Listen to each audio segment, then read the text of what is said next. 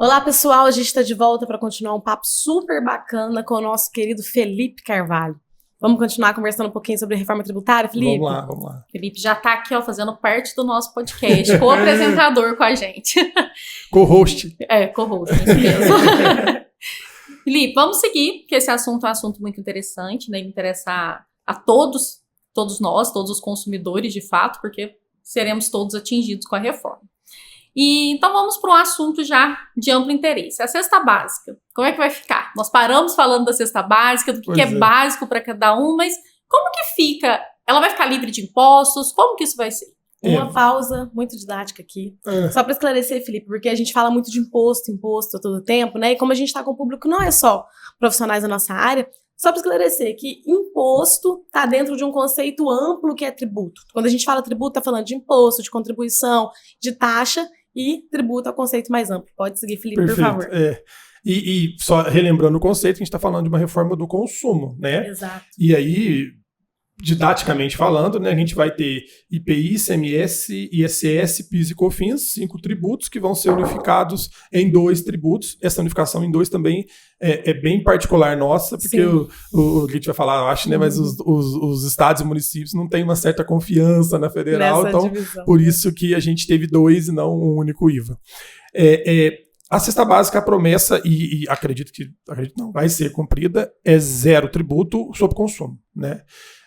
E isso vem para ajudar, né, a talvez corrigir uma certa inflação que possa ter com a reforma tributária. Se for pegar, o valor arrecadado de tributos será o mesmo antes e depois da reforma tributária, porque a ideia não é aumentar nem diminuir a carga. Mas eu entendo que isso vai causar inflação. Por quê? Porque o exemplo que eu dei anteriormente, né, o cigarro, a cerveja, vai ficar mais barato, porque a carga tributária deles vai cair, né? E o produto básico, que não é de cesta básica, né, sei lá, shampoo, condicionador, etc., vai ficar mais caro, porque eles tinham uma carga tributária menor e agora vai ter, ou nula, e agora vai ter. Então, nessa equalização, voltando no exemplo que eu usei, o imposto da Lamborghini vai ser o mesmo imposto, por exemplo, não do arroz que ele está na cesta básica, mas de roupa, de calçado e etc. E aí, isso, na minha opinião, vai causar uma inflação, porque os produtos mais básicos que antes não tinham uma carga tributária, eles vão passar a ter. Pensa nos produtos que tinha 7, 12 de CMS e agora vai ter a carga tributária cheia. Então eu acho que isentar a cesta básica é uma forma de dar uma corrigida nisso, né? E de fazer com que essa inflação não seja tão alta, o gerar dessa inflação não seja um impacto muito alto e que o consumidor ainda consiga comprar os produtos que ele precisa. A discussão da cesta básica é o que é básico, né? A gente pensa na cesta básica, naquela cesta básica que a gente vê lá no supermercado, né? Mas não, é necessidades básicas, né? Então vai desde capacete de moto, igual eu comentei, até o alimento, que é uma necessidade básica que a gente tem, né? E mais uma vez a diferença é regional, né, Felipe? Perfeito. Na minha opinião, pode ter roupa na cesta básica, não vejo problema, né? E aí você vem uma outra discussão, né? A camisa da Gucci ou a camisa da, sei lá, né?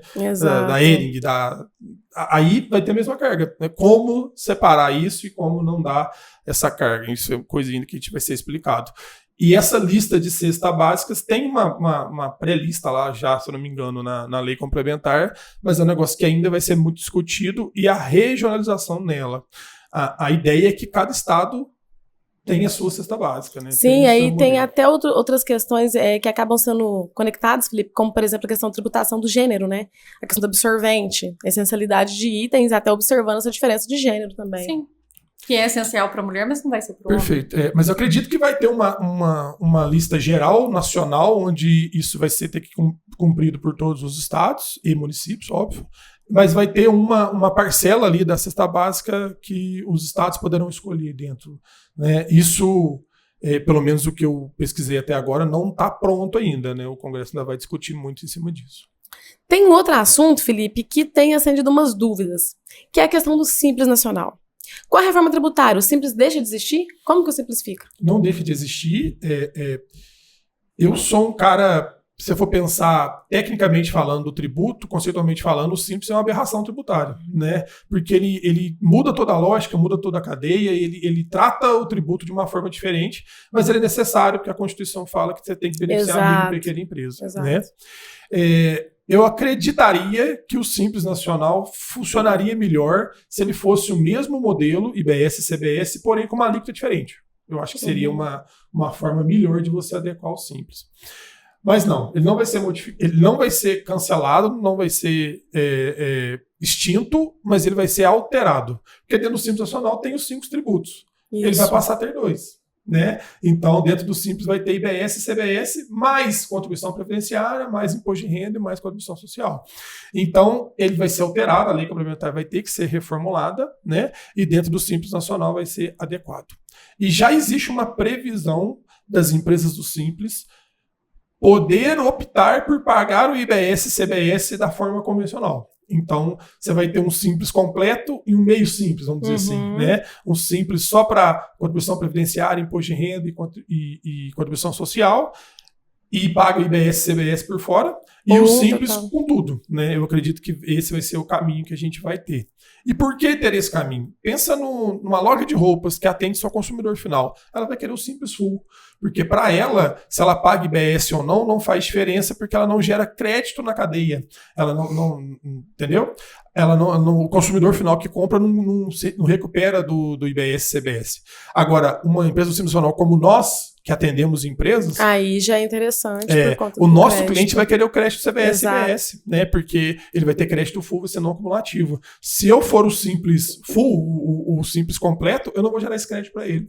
Então eu acredito que nós vamos ter que ter um modelo mesclado. A gente vai ter que pagar IBS e CBS no modelo convencional e as outras contribuições no Simples. Isso vai gerar um aumento de carga tributária, acredito, e qual o impacto disso a gente ainda não consegue mensurar. Engraçado que, assim como surgiram especulações quanto ao Simples, também existem especulações quanto ao IBS, de fato, né? Até porque existe aí uma promessa de que ele acabaria com essa guerra fiscal. Você acha que essa promessa é real? A promessa é real, eu só não sei se isso é salutar para o nosso país, sabe? Porque, como a gente contextualizou desde o começo, né? O país é diferente, né? As necessidades são diferentes. Imagina num cenário onde os estados perderam a liberdade de dar incentivos para atrair investimentos. Exato. Isso aconteceu. Quantas empresas estão no Nordeste, Espírito Santo, Minas, aqui a nossa região? Por conta de incentivos, Por conta de incentivo fiscal. E o que essas empresas trouxeram? Quantidade de empregos, desenvolvimento, inovação. Pensa nossa região, uma empresa grande, ela traz até, sei lá, uma indústria grande, você tem diversas empresas de prestação de serviços de moldes, de manutenção industrial, que é criado ali em volta. Ou quantos colaboradores de empresa grande, tem um cliente conhecidíssimo que ele trabalhou numa grande empresa de tinta e ele montou uma fábrica de tintas aqui em Campos Gerais. Então, ou seja, esse é o tipo de inovação que as empresas trazem para a região que é imensurável, né? E isso a promessa que deixa de existir. Então, pensa Minas Gerais. O que seria a nossa região? O que seria a nossa região sem benefício fiscal? Extrema, Pouso Alegre, Varginha, né? Como vai ser esse cenário? Aqui ainda é menos. Vai lá para Montes Claros, vai no norte de Minas. O que seria aquela região em termos de empregos, empresas, etc., sem benefício fiscal? Então, eu acho, a promessa é acabar, mas eu ainda tenho dúvida se isso vai ser salutar ou não. E como que fica, Felipe, a questão do repasse aos municípios do IBS? O IBS agora ele é um tributo binacional, vamos pensar assim, né? Ele é dos municípios e dos estados. Então, ele vai ser dividido na proporção que seria do ISS e do ICMS. E mais, o ICMS de hoje volta, acho que 25% para os municípios. E a parte, olha que chatice isso, a parte do IBS que vai para os estados, depois 25% volta para os municípios. Então, o município tem a parte dele do IBS e vai ter 25% da parte dos estados do IBS. Então, é uma divisão meio complexa e chatinha de fazer, mas isso era uma cláusula pétrea, se não me engano, da Constituição, que não podia ser quebrada, então continuou. Não teve como tirar isso.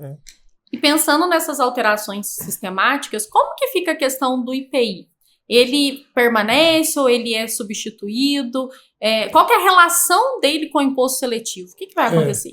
Ele foi substituído, aí, de novo, né, as emendas não totalmente, mas ele foi substituído pela CBS, né? A CBS juntou IPI e PIS/COFINS. Só que a Zona Franca continua com benefícios. A Zona Franca de Manaus ainda teve a manutenção dos benefícios fiscais lá. E aí lá continua tendo IPI.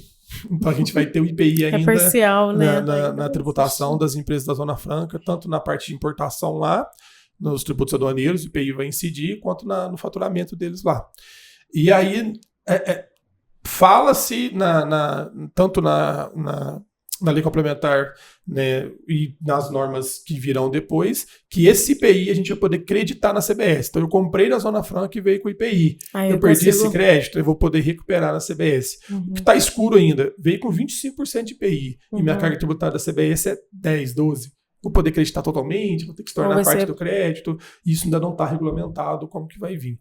Mas a gente ainda vai conviver com o IPI 50 anos, se eu não me engano, que a Zona Franca ainda vai ter manutenção, a gente vai conviver com ele. Ele é o único que vai permanecer na Zona Franca, né? O PIS e COFINS, não me lembro, acho que não vai, com certeza que não vai permanecer não, mas o IPI ele vai permanecer. Felipe, se você pudesse eleger um conselho para os empresários com relação à reforma tributária, qual seria? Planejamento tributário. Porque ainda tem opções, né? Pensando na parte federal de tributos diretos e IR contribuição, ainda vai ter lucro real, lucro presumido e simples, né? Você ainda vai ter essas opções para você fazer. E na parte de IBS, CBS, comentando, por exemplo, o simples, ele pode ter diversas alternativas, ele pode ter um regime misto ali que ele vai poder fazer, né? E eu preciso me reposicionar. Eu preciso mudar meu preço se a carga tributária vai subir, eu preciso me antecipar a isso, né? Então eu preciso entender qual é a minha carga tributária hoje, qual é a minha carga tributária nova no cenário 1, no cenário 2, no cenário 3, entendeu? Vai ter empresa que vai mudar de município por conta da carga tributária, porque a alíquota do IBS e CBS vai ser diferente por município. Por município. Então, precisa planejar, precisa entender, precisa ver esse cenário e não tem outro caminho, na minha opinião. E tá na hora, né, Felipe? Porque por um período de transição vai conviver com os dois sistemas, mas precisa realmente se adequar para estar preparado, não ser pego tão de surpresa, né? Para valer 27, 2026 Exato. Vai ter uma carga pequena ali só para testar o modelo, testar as obrigações acessórias e tal, mas em 2027 eu já extingo o PIS/COFINS, IPI e vem a CBS. Então, tá na hora, não era possível até a saída da lei complementar, Exato. Na minha opinião, era só especulação. Mas agora a gente já tem... Com a lei complementar a gente já tem o norte, vai vir ainda regulamentações, Sim. Mas a gente já tem o norte. Pouquinhas páginas, acho que 300 e poucas páginas. Né? Confesso que eu ainda não li atentamente, não, mas de forma bem complexa, né? De forma bem a fundo todas as páginas, né? Olhei os capítulos, passei o olho, li de maneira total, mas ainda não... detalhe, né? Isso, E a gente tem um grupo de estudos na Contabilidade, né? A gente reúne semanalmente para discutir artigo a artigo da lei complementar para a gente poder ter todos os conceitos. Porque nós, como vocês, atendemos simples, real, presumido, Exato. Agropecuária, indústria, serviço. Então a gente vai ter que ter um conhecimento plurifacial, sei lá. um multiconhecimento ali para a gente poder atender todo mundo. Bom, e com esse conselho, nós vamos encerrando por aqui. Muito obrigado por mais esse episódio, Felipe, e volte sempre bem-vindo aqui, viu? Gente, à disposição. Qual hora que vocês me chamarem, eu venho. Qualquer assunto que eu possa contribuir. A gente chama mesmo. Muito obrigada. Até o próximo episódio. Pessoal. Tchau, tchau.